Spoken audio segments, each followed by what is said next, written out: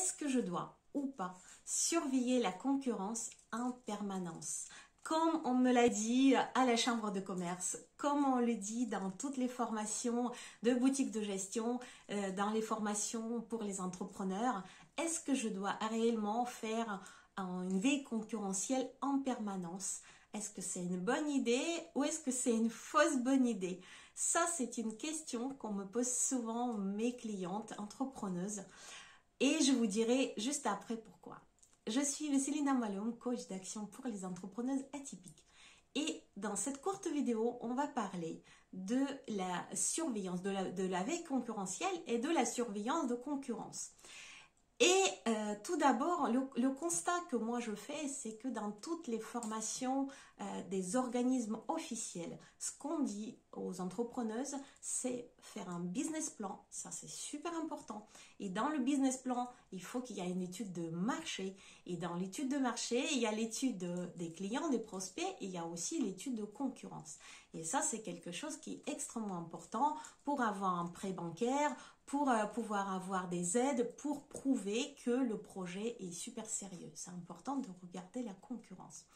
Mais dans les faits, ce que je constate, et ça c'est le premier point de cette vidéo, c'est que le fait de surveiller la concurrence en permanence, dans les premiers mois d'existence de l'activité, de l'entreprise, génère trois choses qui sont plutôt très négatives. Première, c'est la pression.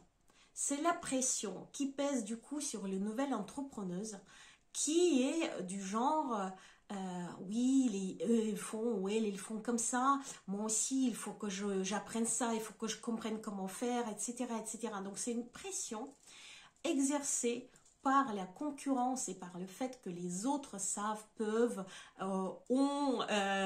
connaissent, etc. Sur les nouvelles entrepreneuses. Et cette pression, elle n'est pas anodine parce qu'il y a déjà d'autres pressions, il y a déjà les risques pris, il y a déjà le lancement de l'activité, il y a déjà toute une organisation qui est généralement différente, qui pèse. Les risques, la peur de ne pas gagner suffisamment, la peur de ne pas avoir les premiers clients, la peur de se tromper. Il y a plein de choses. Et il y a en plus cette pression de correspondre à la concurrence. Et du coup, le constat que moi je fais, c'est que cette pression-là génère le réveil du syndrome de l'imposteur. Très souvent. Les peurs qui se matérialisent par des pensées ou même des verbalisations, des phrases des personnes, des entrepreneuses qui disent « qui je suis par rapport à elle ?» Qu'est-ce que je peux apporter de plus? Qu'est-ce que j'apporte de nouveau? Tout est déjà dit. Elles sont tous ou toutes meilleures que moi. Je n'ai rien de spécial à apporter sur ce marché-là. Moi, je viens juste avoir un diplôme, même peut-être pas encore. Eux, elles font déjà tellement et a priori remplissent totalement répondent totalement aux besoins de la cible. Et donc, je n'ai rien apporté. Ça génère quoi? Inaction, procrastination. Et le deuxième constat que je peux faire, c'est qu'il y a certaines entrepreneuses qui vont copier. Elles vont copier les modèles, elles vont copier les choses que les autres font. Pourquoi? Parce qu'elles se disent, eux, savent. Ma concurrence se développe bien, ils génèrent le chiffre d'affaires, leur activité fonctionne bien, donc je vais tester les mêmes modèles, les mêmes façons de faire qui, du coup, peuvent fonctionner pour moi aussi. Et les personnes, les entrepreneuses, mes clientes, oublient leurs idées premières, oublient leur hypothèse qui était peut-être super, pour copier les dires, les faits, la façon de faire, l'organisation, tout un tas de choses en fait que les autres font, que la concurrence fait, copie les modèles. Maintenant, quelle est ma vision par rapport à ça? C'est très clair et d'ailleurs ça surprend beaucoup mes participantes, celles qui participent dans mes programmes, mes coachings et en particulier mon programme aux zébrés. Quand je dis que ce qui est important pour commencer, et c'est dès le premier module qu'on en parle, hein, le module qui parle de l'énergie, il est important d'éteindre la vie concurrentielle. C'est aussi basique que ça. se désabonner si possible d'un certain nombre, si ce n'est pas de tous les concurrents, partenaires, les personnes, les acteurs du même marché, les intervenants du même marché. Pourquoi c'est important? Parce que ça permet de créer en soi, ou générer en soi, ou stabiliser à l'intérieur de soi l'énergie créatrice, son énergie propre, créatrice, générer les idées qui sont propres, générer les façons de faire. En fait, on commence par comprendre qui on est.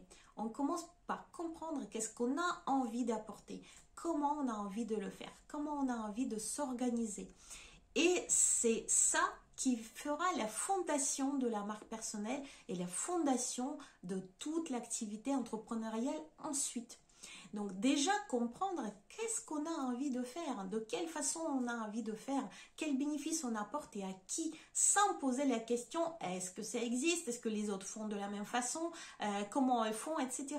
Déjà en fait stabiliser en soi, définir à l'intérieur de soi quelles sont les bases de notre activité. Ça, c'est l'étape numéro 1. Et sans cette étape-là, si on regarde juste la concurrence, on va droit dans le mur. En plus de perdre l'énergie. On va droit dans le mur aussi dans le développement stratégique de notre activité. Et la deuxième étape, elle est logique. À partir du moment où c'est stable, on sait pour qui, on sait pourquoi, on sait comment c'est fluide pour nous, on sait que ça marche parce qu'on va tester, expérimenter. Là, on ouvre l'horizon, on regarde autour avec joie, plaisir, parce qu'on n'a plus de syndrome de l'imposteur. On sait pertinemment ce qu'on apporte, on sait pertinemment comment on aime faire les choses. Et du coup, on peut regarder autour pour voir en fait que les autres, ce ne sont pas des concurrents. C'est les acteurs du marché avec qui on peut créer des liens, avec qui on peut créer des partenariats, qui ont des choses à nous apprendre et qu'on peut apprendre des choses, on peut s'inspirer, absolument, ça c'est quelque chose qui n'est pas interdit, au contraire. On peut par exemple organiser des lives ensemble, on peut faire des projets ensemble, on peut échanger des différentes manières de faire de façon ouverte. Et à partir de là, il n'y a plus de concurrence. À partir du moment où on sait ce qu'on apporte, on sait qui on a notre marque personnelle qui est active, on est seul en fait sur le marché, il n'y a pas vraiment de concurrence et on peut créer un environnement tout à fait propice au partenariat, au développement global du marché et ça peut être même super intéressant de développer le marché, peut-être augmenter le niveau de marché, niveau de qualité du marché, niveau de qualité de service ensemble avec les autres acteurs du marché et donc nos partenaires ou nos collègues. Voilà la petite vidéo, voilà ce que je voulais dire dans cette courte vidéo en répondant à cette question ou cette crainte ou cette injonction qu'on a en tant qu'entrepreneuse. Il faut faire la veille concurrentielle, il faut étudier sa concurrence, il faut absolument savoir ce qu'ils font, il faut les suivre à la trace. Si cette vidéo t'a plu, un petit like, ça me fait toujours plaisir, ça me permet de savoir si c'est un sujet qui t'intéresse et la façon de traiter t'intéresse. N'hésite pas aussi à commenter, j'adore les commentaires. N'hésite pas à poser des questions par rapport à ce sujet-là ou peut-être d'autres sujets qui t'intéressent, qui sont importants pour toi. Si tu n'es pas encore abonné à ma chaîne, abonne-toi, c'est juste là. Clique sur la cloche pour activer les notifications. Je reprends le rythme, une publication, une vidéo par semaine. Donc, il y aura de nouvelles vidéos toutes les semaines et j'espère qu'elles te plairont. Je te dis à très vite. Ciao, ciao.